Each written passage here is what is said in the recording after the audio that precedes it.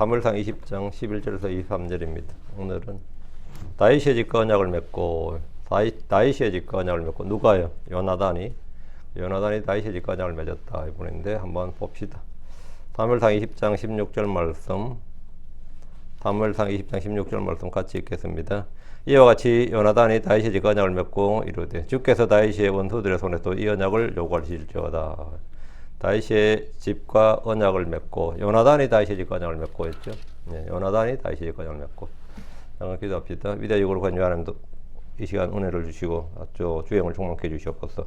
주의 천을 함께 모였습니다. 사랑 아버지 하나님 이 집회를 복 주시고 아버지 모이는 혼들이 하나님의 말씀을 들을 때 늘 주의 영으로 주의 은혜로 또 주의 평강으로 주의 기쁨으로 넘치게 하실 간구하옵고 말씀을 듣는 기쁨과 즐거움이 있도록 해주시옵소서. 저희 마음에 또 깨닫는 영을 주실 간구하며 저희 지각을 열어주셔서 주의 법에서 나온 놀라운 것들 또 주님께서 저희를 위해 마련해 주신 하늘의 보화들을 쏟아부어 주실 간구합니다. 도와주십시오. 아버지 하나님께서 오늘 저희와 동행하심을 저희가 믿습니다. 또 주님께서 약속하신 모든 말씀을 신실하게 지키시고 계심을 믿습니다. 저희가 느끼든지 느끼지 못하든지 알든지 알지 못하든지 주님께서는 주의 일을 늘 행하고 계십니다. 아버지 하나님 저희로 하여금 주님을 좀 더 가까이 또 좀 더 밀착할 수 있도록 그래서 주님이 저희 안에 계신 것과 또 저희가 주 안에 계심을 잘 알고 또 그 믿음으로 또 저희 사는데 아무런 어려움 없도록 해주시옵소서. 은혜가 넘치는 시간이 되기를 원합니다. 감사드립니다. 주의 성기도합니다. 아멘. 예, 오늘 공부할 주의 말씀은 요나단이 다윗의 집과 언약을 맺고 옵니다. 다윗은 라마의 나요까지 찾아온 사울 왕을 피해서 급히 요나단을 찾아서 자신의 위급한 상황을 알리고 도움을 청했습니다. 그리고 요나단이 아버지 사울의 편에 서지 않고 자신과 언약을 지킬 것을 간청했는데 요나단은 기꺼이 다윗의 편에 섰습니다. 요나단은 혈육의 정이나 욕심이 끌리지 않고 의를 추구하고 주의 뜻을 따랐습니다. 다윗이 요나단에게 아버지 사울 왕이 거칠게 대답하면 어떻게 할 것인지 다윗을 죽이려 할 때는 어떻게 자기에게 미리 연락해 줄 수 있는지 구체적인 방법과 대답을 구했습니다. 요나단은 다윗이 결코 죽지 않을 것이라고 말하면서 그 일은 하나님이 금하시느니라 God forbid 이렇게 하나님이 금하시느니라 했습니다. 하나님이 지키시면 아무도 그를 해할 수 없습니다. 그 누구도 하나님이 계획하시고 뜻하시는 일을 막을 수가 없습니다. 욥기 9장 12절에 보라 그분께서 가져가시면 누가 그분을 막을 수 있겠느냐 누가 그분께 주께서 무엇을 하시나이까 말하겠느냐 했습니다. 이 말씀대로 사람들의 뜻과 계획은 주의 허락 없이 서지 않습니다. 하만의 계획은 그럴듯했지만 죽은 것은 모르드게가 아니라 자기 자신이었습니다. 다니엘을 죽이고자 법을 만들었던 다리오의 신하들의 계획은 거의 성공한 것으로 보였지만 사자굴에 던져져 죽은 것은 또 그들 죽이려고 했던 그들 자신이었습니다. 세상에 이런 일들이 너무나 많습니다. 내가 어떤 것을 계획하고 거의 성공할 것처럼 보이지만 결과적으로 보면 뒤집어져 있는 경우. 그래서 이 세상 사람들도 불신자들도 그래요. 세상 일이 사람이 뜻대로 되지 않는다 그러죠. 우리는 그건 최선을 다할 뿐이지 일이 이루어지는 것은 사람의 뜻에 나지 않는다 그래요. 우리 뭐 삼국지에도 그 유명한 말 있죠. 지인인사 대천명이라고. 사람이 일을 내가 지인이란 것 최선을 다해야 한다는 말이에요. 대천명은 대자 그게 기다릴 대자입니다. 천명을 기다린다 이 말이에요. 뭐 선거할 때마다 하는 말이 운칠계삼이라 그래요. 운이 70%라 그런 거예요. 운이 70%. 기는 기술이라든가 기교라든가 사람이 할 수 있는 일은 3할이 안 된다 그럽니다. 3할이 안 된다. 그런 건 한두 개가 아닙니다. 욥기 11장 10절에 만일 그분께서 끊으시거나 가두시거나 함께 모신다면 누가 그분을 막을 수 있겠느냐. 그건 주님께서 그렇게 하시면 누가 막을 수 있겠냐고. 이 질문에 대한 답변은 간단합니다. 아무도 없습니다. 다니엘 4장 35절에 그리고 그분께서는 땅의 모든 거주민들을 아무것도 아닌 것으로 여기시며 또 그분께서 하늘의 군대 안에서 그리고 땅의 거주민들 가운데서 자신의 뜻대로 행하시나니 아무도 그분의 손을 멈추게 하거나 혹은 그분께 이르기를 당신이 무엇을 하시나이까 하지 못하리라. 이것이 하나님의 주권입니다. 요나단은 자신이 왕에게 죽게 될 것이 다윗이 자기가 왕에게 죽게 될 것이다 이렇게 말하자 하나님께서 금하시느니라고 함으로써 다윗이 누군가에게 죽는 일은 절대 없다는 사실을 말해줬습니다. 이것은 다윗이 죽는 그날까지 이 말씀대로 다윗이 누군가에게 죽는 일이 없었습니다. 적들에게 죽지도 않고 아들에게 죽지도 않고. 반란은 계속해서 있었고 다윗을 죽이려는 사람들 원수들은 계속해서 있었지만 다윗은 누군가에게 죽는 일이 절대 없었습니다. 하나님이 작정하신 일, 계획하신 일, 막으신 일, 맹세로 하신 말씀은 그 누구도 바꿀 수 없습니다. 욥기 12장 14절에 보라 그분께서 허무시면 그것은 다시 세워질 수 없느니라. 그분께서 사람을 가두시면 열릴 수 없느니라. 주께서 열면 아무도 닫을 수 없고 주께서 닫으시면 아무도 열 수 없습니다. 계시록 3장 7절에도 그리고 필라델피아에 있는 교회 천사에게 쓰라 거룩하니 진실하니 다윗의 열쇠를 가진 이가 이것들을 말하노니 그가 열면 어떤 사람도 닫지 못하고 그가 닫으면 어떤 사람도 열지 못하느니라. 하나님 허락하지 않으시면 공중에 참새 한 마리도 땅에 떨어지는 일이 없습니다. 주님은 우리의 머리털까지도 다 세시는 분이시고 우리의 걸음걸이까지 다 모두 다 세시는 분입니다. 그래서 우리는 아무것도 염려하지 말고 모든 일을 감사와 더불어 주께 알려지게 하면 됩니다. 다윗은 지금 요나단을 찾아왔지만 정말 구하고 찾아야 할 대상은 요나단이 아니고 처음에는 사무엘을 찾아갔죠. 다음에 요나단을 찾아갔고 그들이 당시 이스라엘은 그나마 최고의 영향력을 가진 소위 말하는 사무엘은 말할 필요 없고요. 최고의 영향력을 가진 사람들이었죠. 그렇지만 그들이 다윗을 보호해줄 수 있느냐 그건 아니었던 겁니다. 어쨌든 그러니까 주님을 찾아야 지금 다윗이 찾아야 할 대상은 그들이 아니라 주님을 찾아야 됩니다. 주 하나님을. 주께 구하고 주를 찾고 주를 부르는 것이 더 안전합니다. 안전은 주에게서 옵니다. 잠언 21장 31절에 말은 전투의 날을 대비하여 준비하느니라. 그러나 안전은 주에게서 오느니라. 말은 물론 준비하죠. 그렇지만 안전은 주님에서 온다. 안전은 주님에게서 온다. 다윗은 나름 자신의 안전을 찾고 보호자를 찾았지만 그의 보호자는 주 하나님이십니다. 다윗은 기름 부음을 받을 때 주셨던 주의 말씀을 믿어야 됩니다. 자, 본문을 보겠습니다. 11절 이에 요나단이 다윗에게 말하였더라. 우리가 들판으로 나가자. 그리고 그들 두 사람이 들판으로 나갔더라. 다윗의 질문에 답변하기 위해서 요나단은 오라 우리가 들판으로 나가자 했는데 이는 좀 더 은밀하게 솔직하게 대화를 나누려는 것이고 다른 사람들의 이목을 피하기 위한 것입니다. 그리고 그들 둘이 들판으로 나갔습니다. 이들의 만남은 비밀 유지가 필요한 것이었습니다. 지금 다윗은 거의 역적 수준이죠. 정적이고 사울이 죽이려고 지금 명을 내렸기 때문에 이 다윗을 만나는 자체가 반역이에요. 사실은 이 다윗을 만난 자체가. 그래서 비밀 유지가 좀 필요한 겁니다. 왕실이나 다윗의 집에서 만남을 갖거나 공개적으로 길게 이야기할 수 없는 상황이었습니다.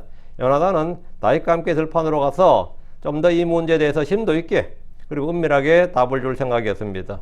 12절 그리고 요나단이 다윗에게 말했더라. 오 주 이스라엘 하나님이여 내가 내일 아무 때나 혹은 셋째 날에 내 아버지를 자세히 살필 때 보라 만일 다윗을 위하여 좋은 일이 있는데 그때 내가 너에게 사랑을 보내어 그것을 그에게 보여주지 않냐면 여기 보면 다윗에게 말하는데 지금 하나님을 지금 끌어들이고 있죠. 오 주 이스라엘 하나님이여 이렇게 기도 형식으로 들에 나간 요나단이 다윗에게 말했는데 그러나 이 말은 다윗에게 들으라고 한 말이고 말한 대상은 처음에 오 주 이스라엘 하나님이여 이렇게 대상이 주 하나님이었습니다. 오 주 이스라엘 하나님이여 그는 기도의 형태로 주 앞에서 말했는데 이것은 주의 이름으로 다윗에게 맹세의 약속으로 하는 말입니다.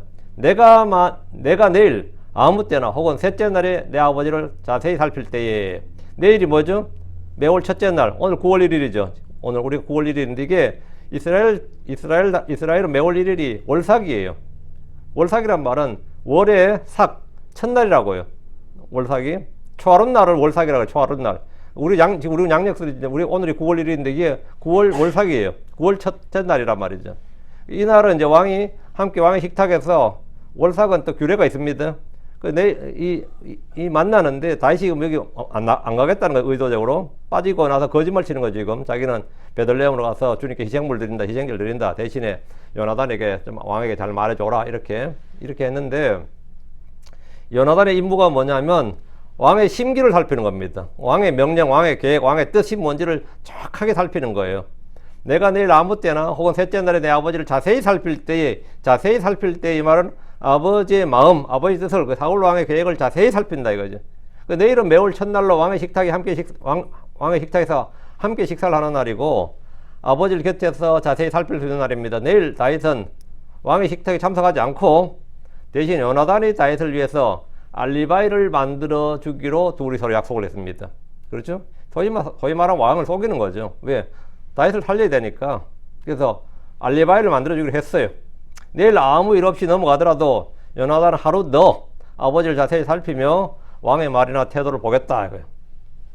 그리고 다윗에게 좋은 소식이 있다면 요나단은 사람을 보내서 그것을 다윗에게 보여주겠다고 합니다. 13절 주께서 요나단에게 볼을 내리시고 훨씬 더 내리시길 원하나이다.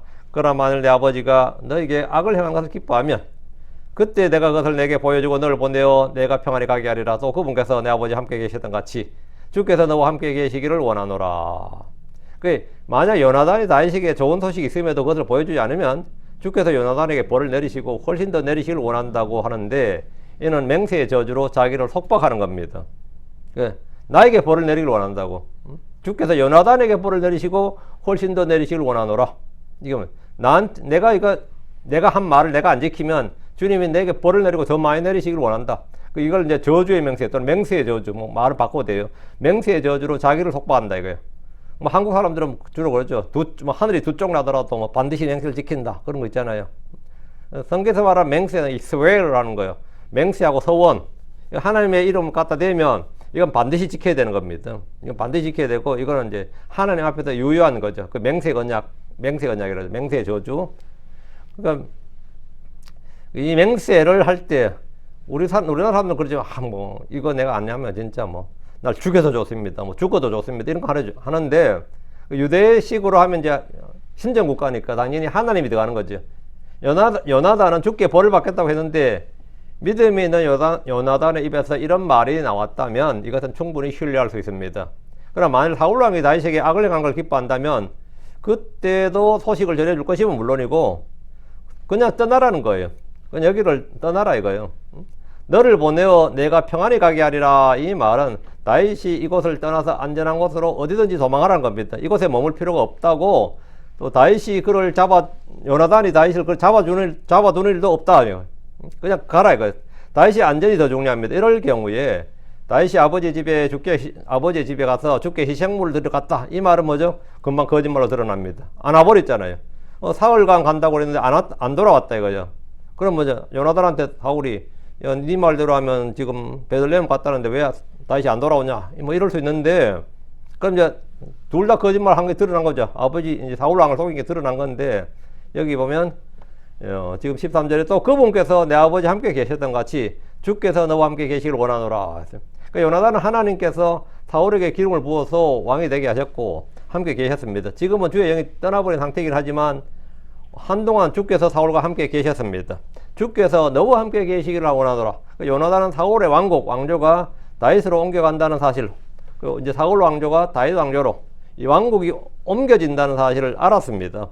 그런 차기 왕이, 사울 왕을 이은 차기 왕이 자기 자신이 아니라 다윗이라는 사실을 알았고 인정했습니다. 그는 아버지 사울처럼 다윗을 시기하지 않았고 오히려 그를 축복해 줬습니다. 요나단은 이미 다윗이 다음 이스라엘의 왕이 될 인물로 하나님의 선택을 받았다, 하나님의 기름 부음을 받았다는 사실을 알았고, 지금 이 자리에서 도리어 훗날 자기 집에 긍휼과 은혜를 베풀어 줄 것을 간구했습니다. 뭔가 이제 뒤바뀐 거죠. 14절. 현재의 권력은 사울의 집에 있지만 미래의 권력은 다윗에게 있다 이거예요. 그리고 너는 14절, 그리고 너는 내가 아직 살아있는 동안에 주의 친절을 내게 베풀어 내가 죽지 않게 할 뿐 아니라, 이거 뭐죠? 지금 이야기가 아니라 앞으로 이야기죠. 앞으로 다윗이 정권을 잡았을 때, 다윗이 왕이 되었을 때 주의 친절을 내게 베풀어 내가 죽지 않게 할 뿐 아니라, 이러면서 사울이 다윗을 죽이는 게 아니다 말이죠. 다윗이 오히려 사울의 집을 멸문지화를 시킬 수 있단 말이죠. 오히려 내가 은혜를 베푸는 게 아니라 네가 나한테 은혜를 좀 베풀어 달라는 겁니다. 이것은 뭐죠? 요나단은 다윗 다음 왕이 누구다? 다윗이다 이거예요. 다윗이다. 여러분이 조선 왕조실록을 우리가 말만 들었지 실제 읽어본 사람은 한국 사람도 거의 없거든요. 역사 사학하는 사람들은 읽지 조선 왕조실록을 여러분 읽어보진 않았을 거예요 아마. 어떤 한국인도 그 역사학과나 특별한 사람이 아니면 아무리 왕조실록 있다 그래도 그걸 읽어본 사람은 없다고. 그렇죠. 그렇지만 이게 지금은 데이터베이스화가 잘 돼가지고 인터넷으로 딱 깔렸어요. 다 풀렸어요 완전히. 거기서 이제 아무나 읽을 수 있게 된 거죠. 아무나 지금 읽게 된 건데, 거기 보면 이 종로의 상인들이라고 나오죠. 그 유기전이라 그럽니다. 종로의 상인들은 다음 왕이 누가 될 것인가를 항상 어떤 사대부보다 더 민감했어요. 이 왕자들 중에서 어느 놈이 왕이 될 것인가를, 왜 상가의 상인들은 이게 제일 중요한 거예요. 그건 지금도 마찬가지예요. 옛날에 지금이나 경제단체에서는 누가 다음 대통령이 되가 누가 정권을 잡느냐가 뭐죠? 자기들의 사업과 이 모든 것에 결정적인 영향을 미치는 거예요. 그건 미국이나 한국이나 어느 나라 다 똑같아요. 누가 정권을 잡느냐, 내가 어디에 줄을 서야 되느냐. 예나 지금은 똑같은 거죠. 그런데 권력의 핵심부인 말이죠. 권력의 핵심부지 뭐. 다음 왕이 될 사람이 지금 어째서 공식적으로는 요나단이야. 근데 요나단이 다음 왕은 누가 된다는 거예요? 다윗이 된다는 거예요. 응? 이게 가장 먼저 요나단이 이미 알고 있었어요. 그래 14절에 바로 지금 그 이야기입니다. 응? 근데 이 사실은 사울왕도 알고 있었습니다. 사울왕이 이미 알고 있어서 왜? 뭐 이는 사울이나 요나단에게 뭐 신통력이 있거나 예지력이 있어서가 아니고 아주 뭐 정치의 바람을 잘 읽고 뭐 그런 탁월한 식견이 있어서가 아니고 선견자 사무엘을 통해서 주님이 택한 다른 사람이 이스라엘의 대장이 될 것이란 신탁을 받았기 때문입니다. 이 사무엘의 신탁이 공개적으로 은밀하게 자기들끼리 한 이야기가 아니었단 말이에요. 공개적으로 백성들 앞에서 한 이야기입니다. 이거는 이미 사무엘이 한 신탁은 하나님께 받은 선견자 사무엘이 한 이 주의 말씀은 백성들도 다 들었고 뭐 당연히 사울은 당연히 들었고 요나단이 모를 수가 없습니다. 근데 믿느냐 안 믿느냐의 차이지. 그걸 믿느냐 안 믿느냐의 차이인데 요나단은 그 말 들었을 때 주의 말씀으로 받은 거예요. 그 사무엘은 사울 왕이 비밀리에 이것을 말한 것이 아니고 사울 왕에 대해서 비밀리에 이걸 말한 게 아니라 백성들 앞에서 공개적으로 말했기 때문에 사울 왕조는 당대로 끝난다. 이건 공공연한 비밀이었습니다. 그들은 다만 차기 왕이 주님이 말씀하신 그 지금 사무엘이 말한 차기 왕이 누군지를 몰랐던 거지. 근데 그 누군지가 아는데 오래 걸리질 않았어요. 그 누군지가 정확히 알지 못했을 뿐인데 오래 걸리지 않았다고. 그것은 골리앗을 죽인 다윗을 통해서 단번에 저 사람이 차기 왕이다. 하나님의 택함 받은 사람으로 드러난 겁니다. 왜? 골리앗을 죽였다는 것은 뭐죠? 하나님의 기름 부음을 받은 자가 아니면 있을 수가 없는 일이었다고요. 그렇기 때문에 하나님께서 기름 부음 받은 자가 저 사람이네 뭐. 이거는 침례자 요한의 증언 없이 예수가 그리스도라는 걸 아무도 이 중에서 알 수가 없는 거죠. 그건 아무도 알 수 없어요. 그런데 사무엘이 특별히 다윗이 다음 왕이다 이렇게 말 안 해도 특정을 안 해줘도 전부 다 무언의 공감대가 저 사람이네. 사무엘이 말한 사람이 저 사람이네. 이건 다 드러나 버린 거예요. 단번에. 왜? 이 사울왕은 이미 골리앗 죽이고 돌아올 때 이미 그걸 알았습니다. 백성들이 환호하고 할 때 다음 왕권은 우리 왕권은 다윗에게 넘어갔구나. 그걸 바로 알았어요. 그럼 뭐 요나단은 등신이냐고.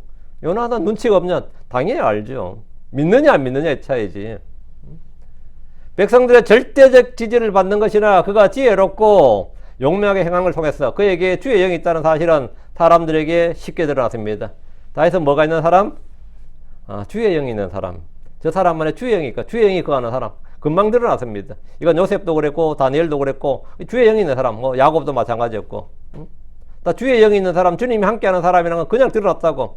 덕분에 요나단 역시 사울왕보다 다윗에 대해 더 잘 알았을 것은 뻔한 일입니다. 그러다 보니까 지금 14절에 이런 말이 나오는 거예요.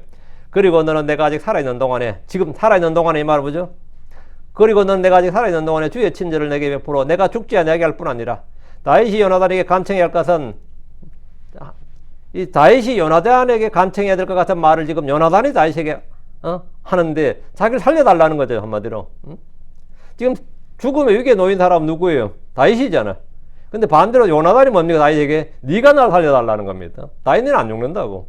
네가 나중에 왕이 될 거든. 이 정치적 소용돌이 속에서 권력이 이양되고 할 때 그때 네가 날 살려달라는 거예요. 다윗이 살려달라고 말해야 되는데 요나단이 다윗에게 자기를 살려달라고 했어요. 내가 아직 살아있는 동안에. 이 말은 요나단은 왕조의 몰락뿐 아니라 자신의 죽음도 이미 알고 있었음을 보여줍니다. 요나단은 자기가 죽은 뒤에 남을 자식들을 다윗에게 부탁했습니다. 15절. 오히려 너는 내 집으로부터 결코 내 친절을 영원히 끊어버리지 말지니라. 결코 주께서 다윗의 원수들을 지면서 모두 끊어버린 때에도 그러하지 말지니라. 요나단은 다윗에게 자기가 죽은 후에도 자기 집에 대해서 다윗이 주의 친절을 베풀어주고 결코 주의 친절을 영원히 끊어버리지 말 것을, 너의 친절을 결코 끊어버리지 말 것을 간청했습니다. 지금 누가 누구에게 지금 간청하는 거예요? 요나단이 다윗에게. 지금 도망자 신세인 다윗에게 일국의 왕의 아들이 간절히 부탁하는 것은 앞날을 잘 알고 있었기 때문입니다. 그는 최소한 다윗이 이 나라 왕이 된다는 것을 확실히 알았고 이 일은 아버지 사울이 아무리 막으려 해도 실패한다는 것도 알았습니다. 하나님의 뜻과 계획은 사람이 아무리 힘을 합쳐서 막으려 해도 소용이 없습니다. 한번 죽는 것은 사람들에게 정해진 것입니다. 하나님 정해놓은 거예요. 인간들이 아무리 바꾸려 해도 아무 소용이 없습니다. 그 후에는 심판이 있습니다. 사람이 어떤 노력을 해도 바꿀 수 없습니다. 어떤 사람도 이걸 피할 수가 없습니다. 앞으로 이 땅에는 믿는 자들의 휴거가 있고 대환란이 있고 민족들의 심판이 있고 천년왕국이 있고 백보자 심판이 있습니다. 이런 예언의 풀리는 그 누구도 무엇도 막을 수가 없습니다. 그럼 어떻게 해야 됩니까? 그 계획에 내가 동참을 해야 돼요. 아, 하나님 이렇게 하는구나. 믿는 자는 구원하고 믿지 않는 자는 지옥 간다 그러면 이건 누구도 바꿀 수 없고 막을 수 없다면 내가 믿는 자가 되는 수밖에 없어요.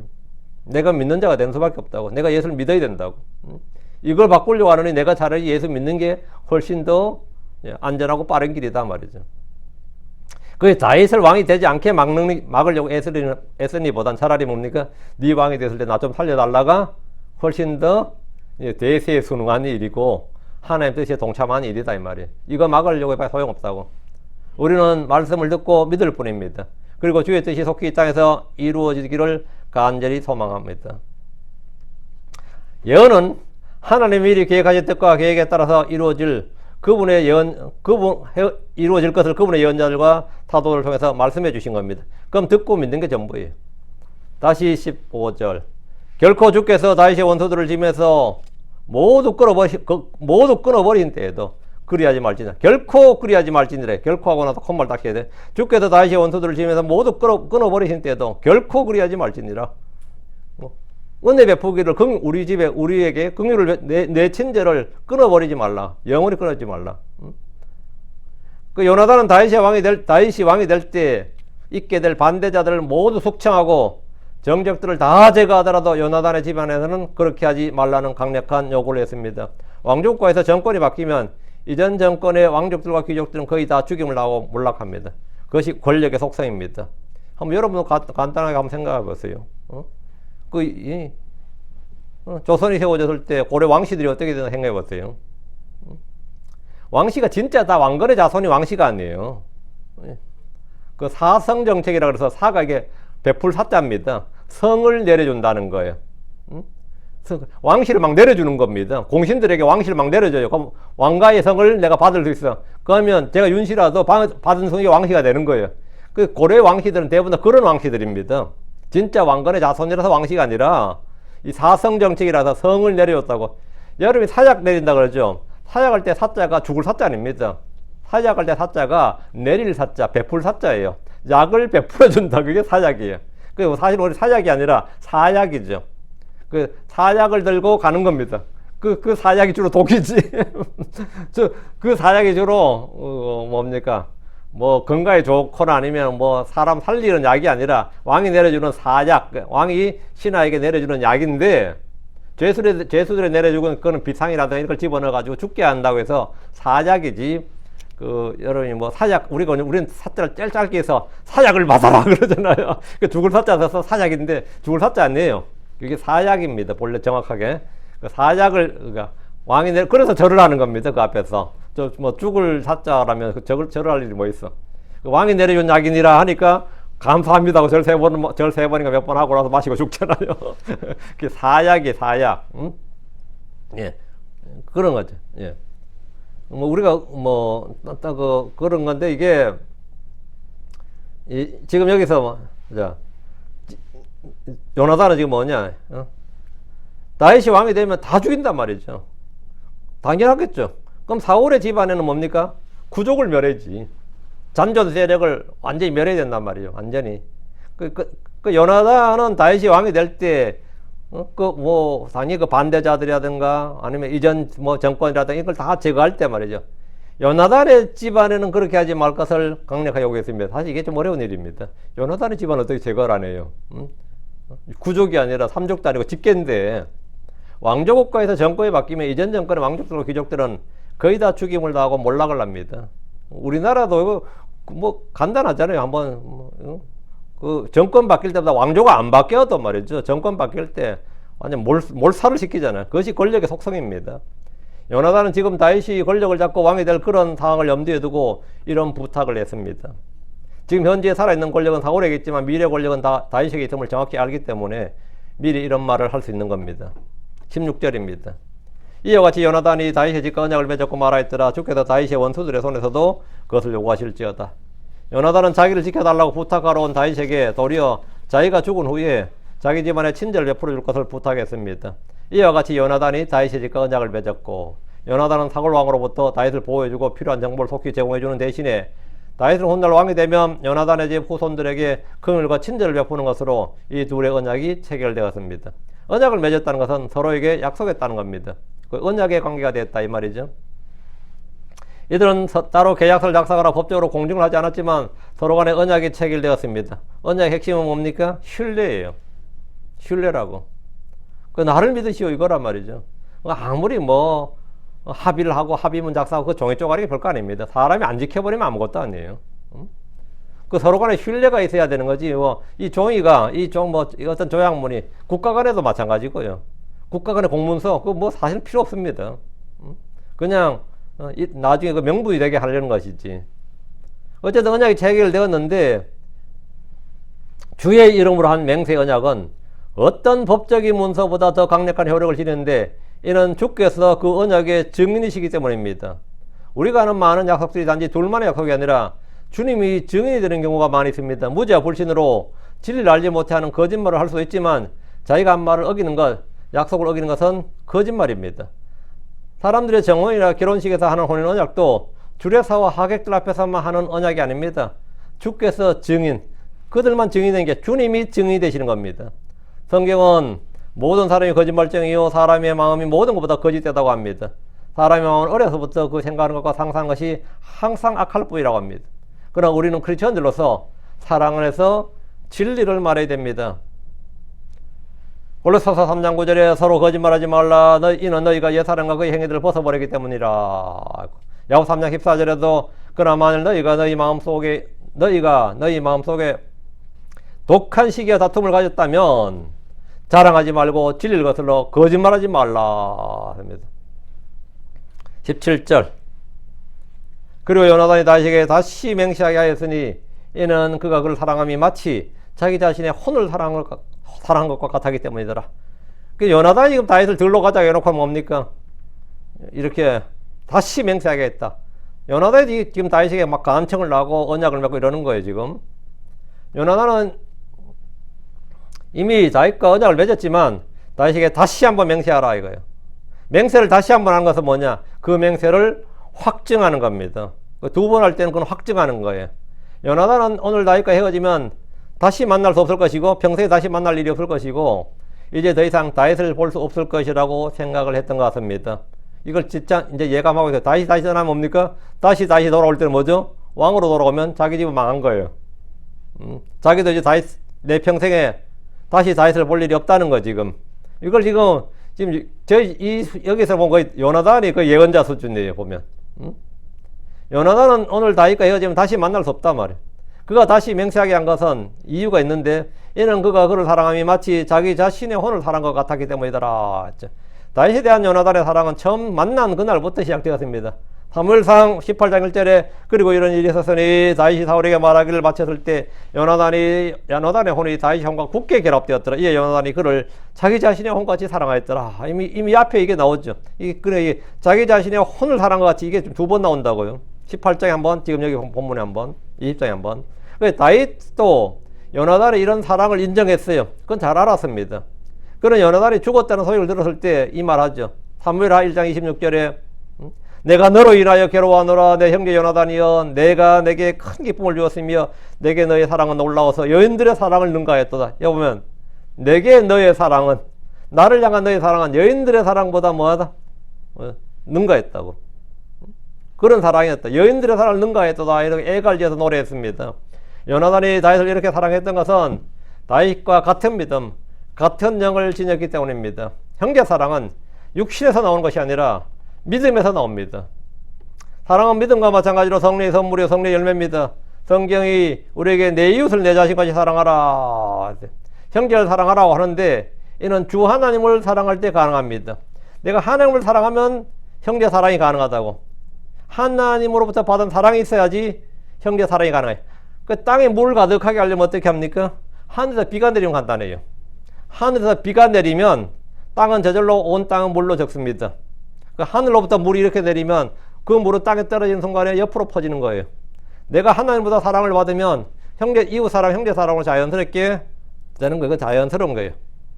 근데 하늘로 비가 안 내렸는데 형제 사랑하려면 어디서 물 떠와야 된다고. 그거는 굉장히 어려운 일이죠. 예. 그러니까 하나님을 사랑하는 자는 하나님에게서 난 자도 사랑합니다. 그건 자연스러운 일입니다. 그건 자연스러운 일이고, 뭐, 그걸 시키고 말고 할 것 없이, 그건 자연스러운 일이에요. 하나님을 사랑하지 않는 사람은 절대 이웃이나 형제를 사랑하지 못합니다. 그건 어려운 일이고 힘든 일이에요. 그건 종교적으로 물론 가능하겠지만, 그게 얼마나 가겠어요. 그래서 이 사람들이 뭐 이웃을 좀 잘 대해주고, 호의를 가지고, 뭐, 이렇게 좀 잘해주고 해도, 하다 보면 뭐죠? 지치죠. 지치고 실망하고, 오히려 내가 상처받아. 사랑이란 게, 내가 상처받아요. 왜? 기본이 희생이기 때문입니다. 사랑이라는 건 기본적으로 희생이다. 희생이란 말은 말이 좋아서 희생이지 기본적으로 뭐죠? 손해란 말입니다.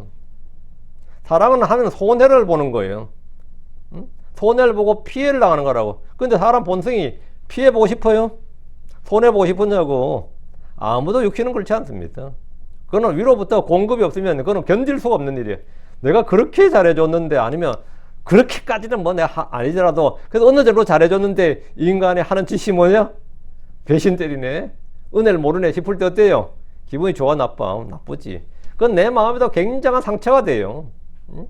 사랑한다는 게 기본적으로 상처야. 응? 여러분 부부 간에도 그렇잖아. 서로 상처가 돼 안 돼? 예, 상처가 돼요. 사랑 안 하면 상처 안 돼요. 자식도 마찬가지고. 그러니까 이제 사람들이 사랑하는 게 지쳐 안 지쳐요? 지치지. 그래서 그런 사람들이 하는 말이 사람이 싫다, 사람이 무섭다, 사람이 지겹다, 사람이 어떠하다, 아, 사람 얽히기 싫다. 그런 말 하죠. 이제 사람과 얽히기 싫다. 사람과 얽히기 싫다. 교회도 그래서 이제, 난 이제 뭐 못 나가겠다. 사람과 얽히는 게 싫다 말이죠. 그러니까 그렇다고 내가 사랑을 안 할 수는 없잖아. 인간의 본성적으로 안 할 수가 없어요. 그래서 사랑할 대상을 찾아서 하는 게 개나 고양이를 이제 자식이니 애기니 하면서 키우고 정을 주고 먹이고 입히고 섬깁니다. 그리고 호텔에 예약할 때도 몇 명입니까? 가면 저하고 우리 애기요 이래가지고는 그 애기가 알고 보니까 애가 아니라 뭐 개들아 뭐 이런 거 있잖아요. 걔하고 우리 애기요 이렇게. 그래서 개를 이제 막 먹이고 정을 주고 막 입히고 섬겨요. 사람을 사랑할 수가 없으니까. 그래도 걔는 최소한 뭐는 안 준다? 내게 상처는 안 준단 말이죠. 왜? 사랑할 수 없는 존재를 사랑하니까 그게 괜찮은 겁니다. 그게 사랑해야 될 대상이면 그게 다 그게 되는데. 그래서 짐승을 막 사랑하는 겁니다. 우리의 육신은 돈을 사랑하고 쾌락을 사랑하고 사람들의 칭찬과 존경을 사랑하고 외모를 사랑합니다. 그러나 주 하나님의 사랑이 우리 안에 부어지면 우린 주를 사랑하고 하늘에 있는 것들을 사랑하고 주를 위해 받는 고난을 기뻐하고 하나님의 난 자들을 사랑하게 됩니다. 요나단은 아버지 즉 가족을 버리고 친구인 다윗을 선택했습니다. 이게 보통 일이 아닙니다. 주 예수님께서 나를 사랑하사 나를 위해 자신을 주셨습니다. 그분은 우리를 친구라 부르시고 형제라 부르신 것을 부끄러워하지 않습니다.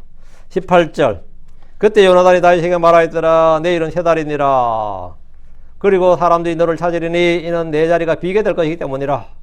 다윗이 앉아야 될 자리에 다윗이 지금 왕족이잖아요. 어쨌든 사이가 됐으니까 네 자리가 빈다 말이죠. 그 후에 있는데 요나단은 맹세 언약을 한 뒤에 다윗에게 내일은 세 달이니라. 이 말은 내일은 세 달이면 내일이 세 달이면 내일은 세 달의 첫날이 되는 거죠. 월삭이다고요. 그리고 사람들이 너를 찾으리라. 왜? 월삭이니까. 세 달의 첫날에 할 일은 성경에 따르면 번제를 드리고 소제를 드리고 포도음료를 드렸습니다. 포도주나 독주를 제물 위에 붓는 방식으로 드렸는데 이것은 주님의 피와 물을 쏟으시는 희생을 예표합니다. 그리고 속죄제를 드렸습니다. 매주 안식일은 노동에서 쉬는 날이 하면 매월 첫날은 주님을 경배하는 날입니다. 이날은 백성들이 예언자들을 찾아가서 하나님의 말씀을 묻거나 배우기도 하고 제사장들이 읽어주는 율법을 들었습니다. 천년왕국 때도 안식일과 월삭이 지켜집니다. 다윗이 내일 왕의 식탁에 오지 않는다면 사람들은 다윗은 왕의 사이인데 말이죠. 왕족인데 왜 오지 않는지 어디에 있는지 궁금해할 겁니다. 물론 내막을 아는 사람들이야 다윗이 오겠나? 설마 올 수 있겠나? 이렇게 생각하겠지만 말이죠. 보통 사정 모르는 사람들은 다윗이 어디 갔지? 다윗이 어디 있지? 이런단 말이죠. 이는 이미 다윗도 아는 일이라 지금 요나단과 이 일에 대해서 지금 대책을 세우고 있습니다. 다윗의 자리가 비어있을 때 요나단은 다윗을 위해 변명을 하고 적절하게 거짓말로 쉴드를 쳐줘야 됩니다. 다윗은 지금 베들레헴으로 자기 아버지 집으로 가서 죽게 희생물 드리러 갔는데 이렇게 쉴드를 쳐줘야 돼요. 물론 거짓말입니다. 19절입니다. 그리고 너는 사흘 동안 머물러 있다가 그 후 너는 신속히 내려가 그 일을 착수하던 때에 내가 내 자신을 숨겼던 곳으로 가 에셀 옆에 머물지니라. 내일 왕이 마련한 식탁에 오는 대신에 사흘 동안 다윗은 숨어 있어야 돼요. 일의 상황을 봐가면서 돌아올 것인지 도망할 것인지는 그때 요나단의 연락을 받고 결정하면 됩니다. 왕이 다윗을 죽이기로 결정을 내렸다면 다윗이 도망하고 그렇지 않다면 돌아와서 다시 업무에 복귀하면 됩니다. 고향 잘 다녀왔습니다. 이러면서 물론 거짓말이지만 그렇게 하면 된다 이 말이죠. 요나단은 다윗에게 다윗이 처음 있던 은틴트로 돌아가서 에셀 돌 옆에 머무르도록 했습니다. 이곳은 다윗과 요나단만이 아는 비밀 장소라 할 수 있습니다. 왕의 눈을 피해서 사흘만 이곳에 머물다가 그 이후의 일은 그때 가서 결정하자는 겁니다. 20절. 그리고 마치 내가 관역을 쏘는 것 같이 내가 그곳에 옆으로 화살 셋을 쏘리라. 이건 서로가 암호죠. 서로가 이제 암호를 정한 겁니다. 그날에 요나단이 다윗에게 줄 사인을 정했습니다. 요나단이 활을 가져와서 관역을 쏘는 것 같이 다윗이 머무는 에셀 돌 옆으로 3발의 화살을 쏠 겁니다. 약속된 시각에 약속된 장소로 화살이 날아오는데 이것이 그들만이 주고받는 암호입니다. 이 일을 다른 사람들에겐 비밀로 하기 위한 것으로, 이 일은 이제 다른 사람들에겐 비밀로 하기 위한 것으로 왕의 감시 아래에서 의사를, 요나단이 다윗에게 자기 의사를 완전히 안전하게 확실하게 전달하기 위함입니다. 이들은 서로 약속을 했기 때문에 이제 이 일을 잘 알 수 있습니다. 그러나 다른 사람에게 이것은 그냥 요나단이 활 쏘는 연습처럼 보일 겁니다. 다른 사람 이제 모르는 거죠. 모르게 하는 겁니다. 성경 말씀이 꼭 이와 같습니다. 주 예수를 믿는 사람들에게 그 말씀은 구원의 말씀이고 진리고 생명이고 모든 것입니다.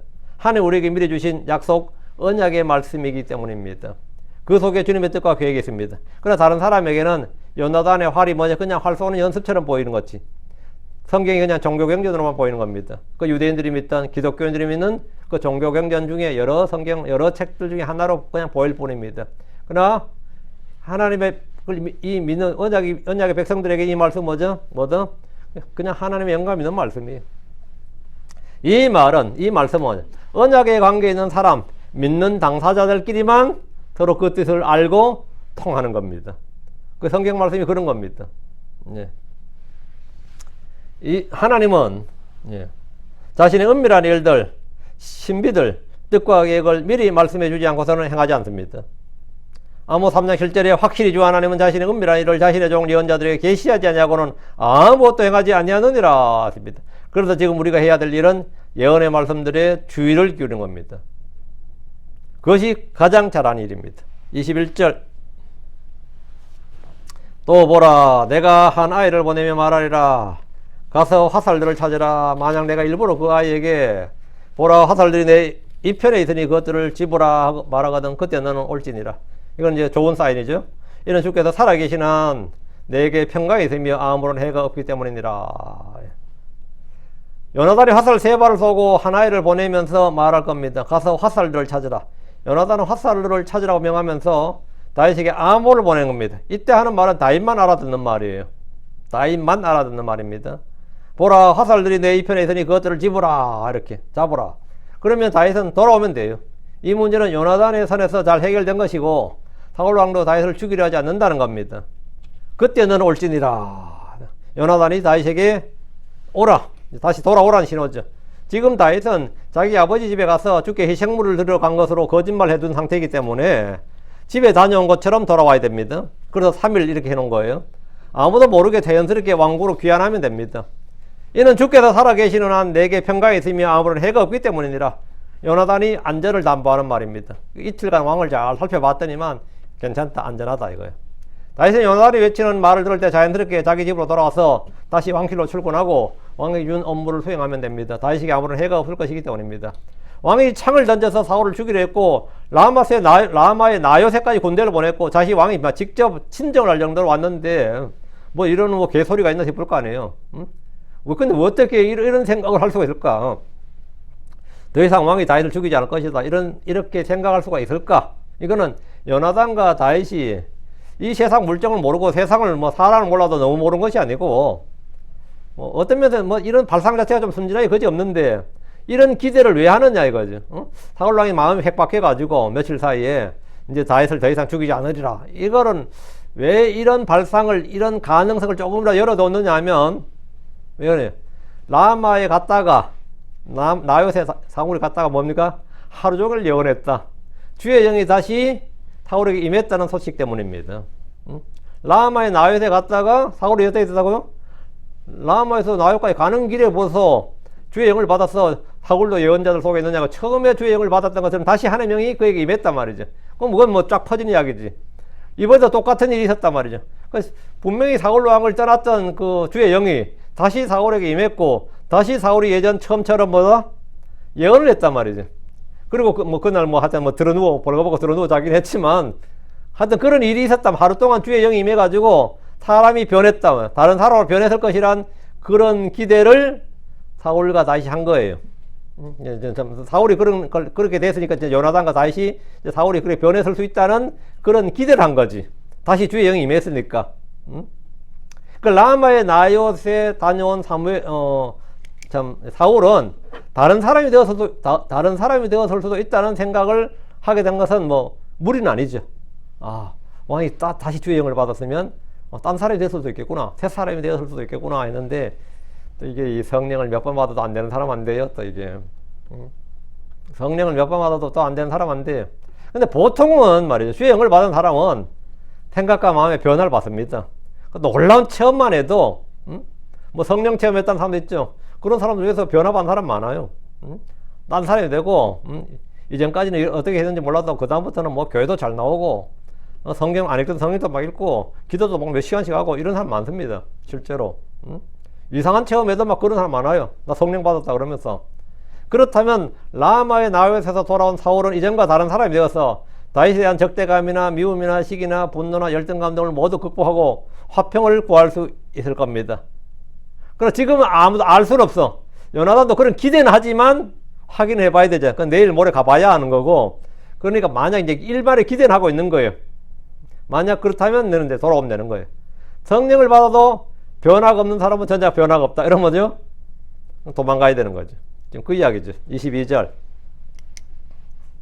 그러나 만일 내가 그 젊은이에게 같이 말하여 보라, 그 화살들이 내 넘어 있다 하거든 내 길로 가라. 이는 주께서 너를 보내시기 때문이니라. 그러면 이제 돌아오지 말고 그냥 도망가라고요. 요나단이 자기가 쏜 화살들을 찾으러 보낸 아이에게 보라, 그 화살들이 내 넘어 있다 이렇게 말하면 그 말은 다윗에게 돌아오지 말라, 그냥 도망하라 이거야. run, 도망하라 이거야. 내 길로 가라, 이 말 여길 떠나라, 내가 가고자 하는 길로 가라는 거야. 업무에 복귀하지 말고 곧장 어디론가 가든지 왕의 눈길을 피하라는 겁니다.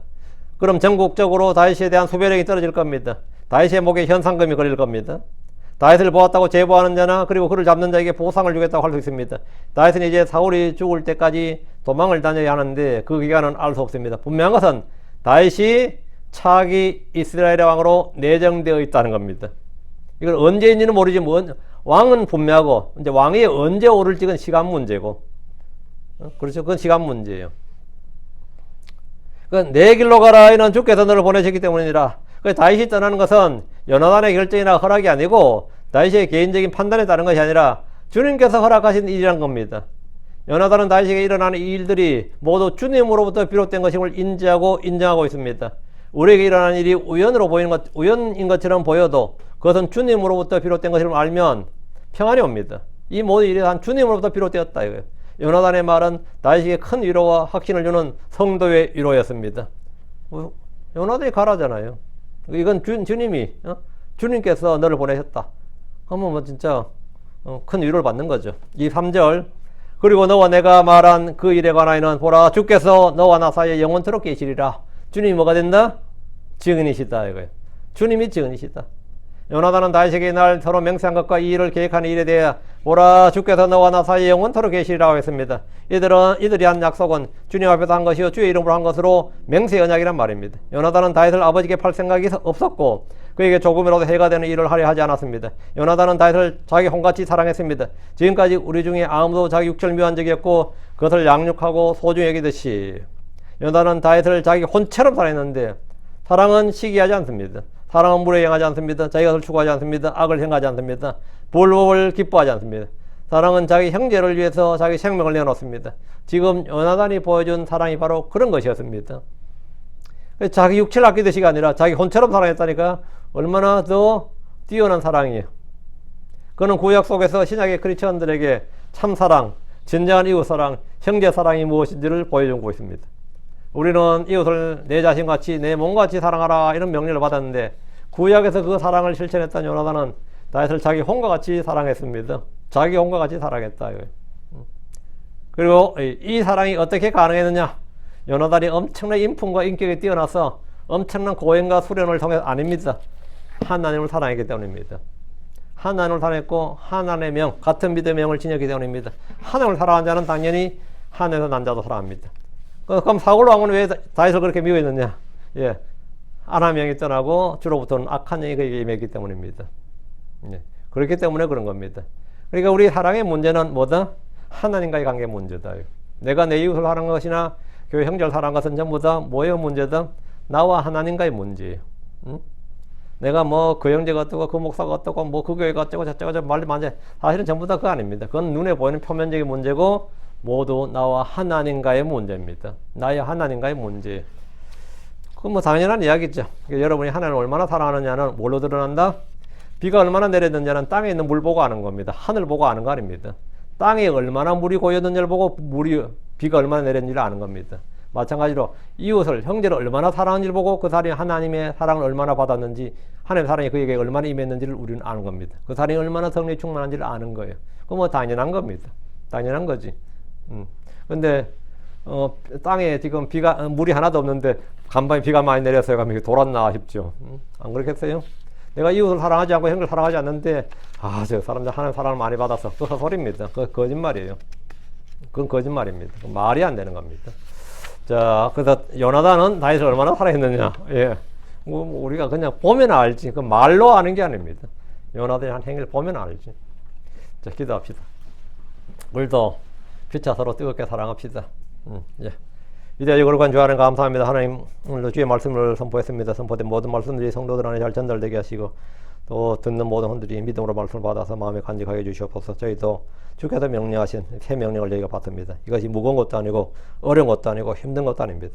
저희가 주님으로부터 받은 사랑 또 주님께서 우리에게 부어주신 그 사랑을 밖으로 잘 발현할 수 있도록 표출할 수 있도록 나타낼 수 있도록 드러낼 수 있도록 해주시옵소서. 말과 행위로 또 향기로 빛으로 아버지의 맛으로 무엇을 어떤 식으로든 또 아버지 저희가 주님께 받은 것 주님께 주신 것들을 아버지 저희가 간직하고 그것들을 아버지 하나님 또 열매로 드러내고 행실로 드러내도록 그렇게 해주시길 원합니다. 그래서 아버지 하나님 저희가 참 주님의 종인 것 또 주님께서 저희를 사랑하시는 것 주님 저희와 함께 계시는 것 또 저희 안에서 주의 성령이 거하신다는 사실을 아버지는 모든 사람이 알게 해주시옵소서.